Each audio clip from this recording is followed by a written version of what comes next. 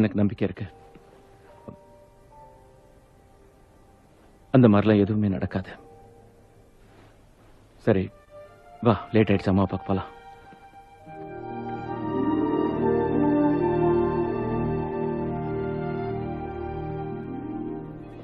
என்னுடைய 43 வருஷ சர்வீஸ்ல எந்த மாதிரி ஒரு பயோடேட்டாவை நான் பார்த்ததே இல்லை. இதுதான் ஃபர்ஸ்ட் டைம். ஓ அப்படியா?